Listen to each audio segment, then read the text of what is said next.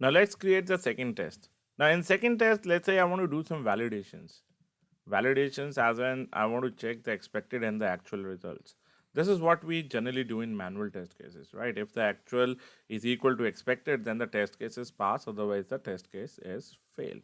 So far we have seen how the test case gets passed, right? Because we have not added any validation, so everything was successfully executed.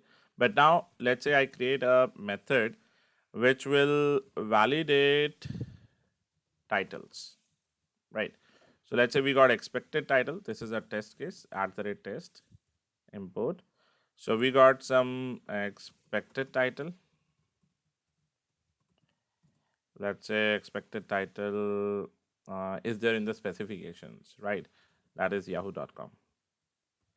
And we got actual title.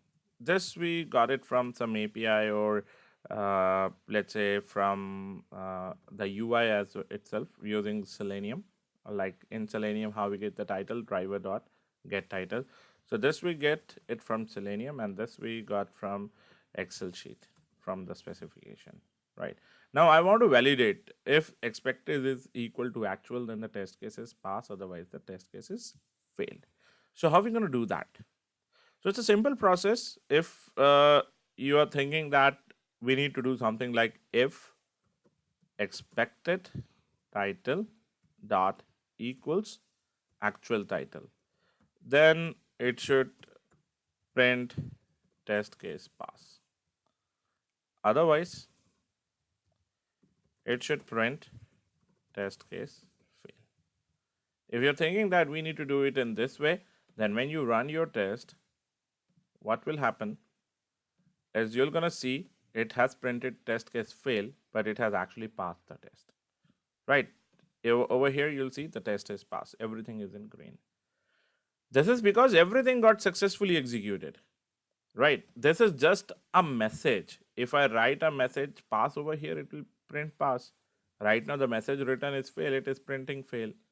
But it is not reporting a failure in the TestNG report. The TestNG report itself says that everything is pass. So using if and else, you can never report a failure. Then how to report a failure? So whenever you want to report a failure, you will be using something called as assertions. So there is an internal class in TestNG, something called as assert. And there are some static methods inside this class. You need to create an object of this class. Simply put a dot. You should be able to call all the static methods. See, one of the method is assert equals. It compares actual and expected results, right? So since we are doing a string comparison, we need to look for string actual and string expected. Now what this assert equals will gonna do? This will assert that two strings are equal. If there are not, an assertion error is thrown, right? So if I right click now and if I run as a TestNG test, you're gonna see that this test is failed now. It says assertion error, expected yahoo.com but found gmail.com. And in the report over here, you're gonna see that the test case is failed. So this is how you will be using assertions in order to report a failure, right? Because if you don't use assertions, if you use if and else, then you cannot report a failure in your TestNG report. Now there are n number of assertions available in TestNG, not just assert equals. At times, like you want to do it based on some Boolean condition, as in assert dot assert true, right? I'll pick up one of the scenario from Selenium, as in let's say we are checking the presence of any element. We have created a utility method called as is element present, which accepts the XPath of your element. So if the element is found, this method is a Boolean method, it returns true. If not, then it returns false. So what I can do in this condition accepts the value in a form of true or false. Means if I want to use it in Selenium, I'll be giving it like this. If the element is element returns false, then your test case will be failed. And this is the overloaded method. If you see over here, see condition along with the message. So you can add your message as well over here. Message, let's say element not found.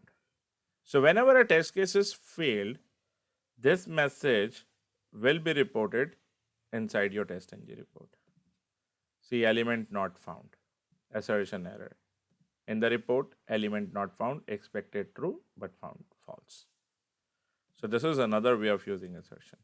In case you want to forcefully fail a test case, you can write something called as assert.fail. See, again, an overloaded method. You can add a message, you can add exception and the message both. So message as in, you'll say failing the test as the condition is not met. Simple. Failing a test as the button was not present. Failing the test as the user was not logged in, right? So could be any condition. If that condition is not met, you can forcefully fail a test case as well. And this will be reported inside your TestNG report, right? So this is how, with the help of assertions, you could validate actual and expected result, and even you can fail a test and add a failure to your report. So this is very, very important. All right. Thank you.